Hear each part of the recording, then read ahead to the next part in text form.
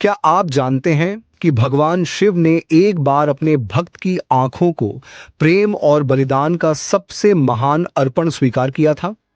यह है पवित्र आंध्र प्रदेश के श्री कालहस्ती मंदिर से जुड़ी भक्त कन्नप्पा की अमर कथा।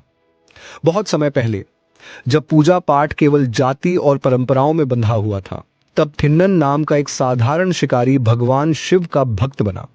उसे मंत्र, वेद पाठ या विधि विधान की पूजा का कोई ज्ञान नहीं था, लेकिन उसका हृदय पवित्र था और भगवान शिव के प्रति उसकी भक्ति की कोई सीमा नहीं थी।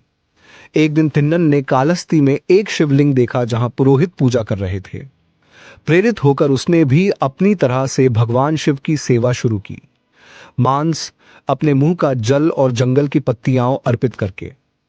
पुजारियों को यह अपवित्र लगा, लेकिन भगवान शिव ने इसे आनंद पूर्वक स्वीकार किया। फिर आया उसकी भक्ति की सबसे बड़ी परीक्षा का समय।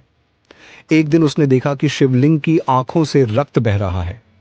बिना कोई संकोच किए थिन्नन ने अपनी एक आंख निकालकर भगवान शिव को अर्पित कर दी। चमत्कारिक रूप से रक्त बहना रुक गया, लेकिन शीघ्र ही शिवलिंग की दूसरी आंख से भी रक्त बहने लगा। थिन्नन ने निश्चय किया कि वह अपनी दूसरी आंख भी बलिदान कर देगा। अंधा होने से पहले उसने अपने पांव से स्थान को चिन्हित कर लिया, ताकि बिना देखे भी सही जगह पर अपनी आंख रख सके।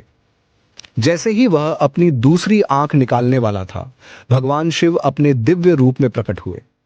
उनकी भक्ति और बलिदान से प्रभावित होकर शिव ने उसे रोक दिया और उसे मोक्ष, शाश्वत मुक्ति प्रदान की।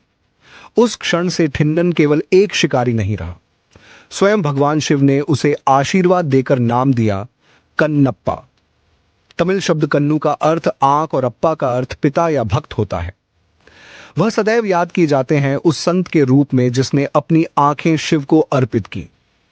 कन्नप्पा को 63 महान शैव संतों में गिना जाता है और उनकी निष्काम शुद्ध भक्ति आज भी पूजनीय है।